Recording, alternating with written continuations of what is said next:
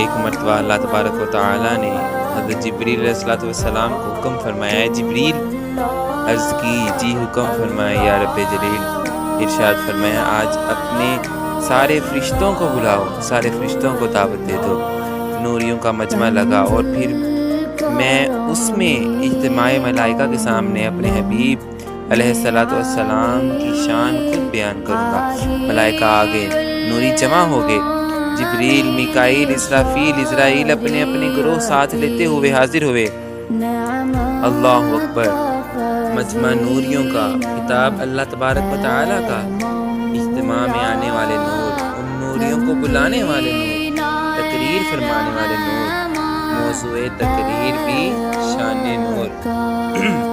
اللہ تبارک و تعالیٰ نے فرمایا آؤ آج میرے سامنے بیٹھو آج میں خود اپنے حبیب کریم علیہ السلام کی شان تمہارے سامنے بیان کروں گا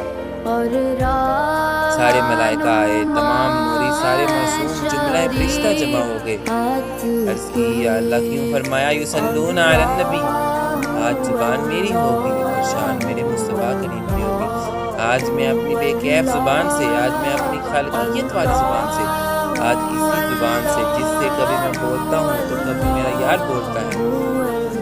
میں اس کی شان بیان کروں گا یار کے چہرے کا تذکرہ کروں گا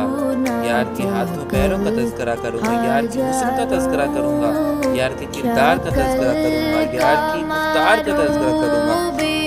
یار کی کملی کا تذکرہ کروں گا یار کی چادر کا تذکرہ کروں گا اللہ تبارک و تعالیٰ فرشتوں کے سامنے اپنے محبوب کا تذکرہ فرماتے ہوئے فرمائے گا سنو فرشتوں جس نے میرے محبوب علیہ السلام کے ہاتھوں میں ہاتھ ڈال دی اس نے اس کے ہاتھوں میں ہاتھ ڈال کر اس کی بیعت کر لی یہ نہ سمجھو کہ اس کی بیعت کی بلکہ تم نے میری بیعت کر لی جس نے اس کی اتباع کی اس نے میری محبت کو آواز دی وہ میرا محبوب ہو گیا جس نے میرے محبوب کے نشان قدم کو اپنا رہنما بنا لیا اس کے پیچھے چل پڑا وہ اس کے پیچھے نہیں بلکہ میری رضا کے پیچھے چل پڑا جنہوں نے اس کے سینہ سے سینہ جوڑ لیا وہ سینہ میرے خزانوں کے وہ سینے والے میرے خزانوں کے امین بن گئے اللہ تبارک و تعالیٰ فرمایا یا ایھا المزمل اے مزمل کی کملی اوڑھنے والے جب یہ کملی اوڑھ کے بیٹھتا ہے مجھے اپنی عظمت و جلالت کی قسم مجھے یہ تیرا کملی اوڑھ کر بیٹھنا اتنا پیارا لگتا ہے کہ میں نے قرآن میں آیت بنا دی تاکہ فیصلہ کرنے والوں کو بھی تیری ادائے نبوت کی پہچان ہو جائے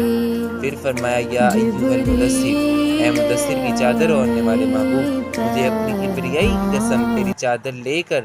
بیٹھنا مجھے بہت ہی پسند ہے اور کبھی کبھی یہ نبوت والا سر اٹھا کر جب آسمان کی طرف دیکھتے ہو تو مجھے اتنے پیارے لگتے ہو کہ میں نے فرما دیتا ہوں قد نری تقلب وجہک فی السماء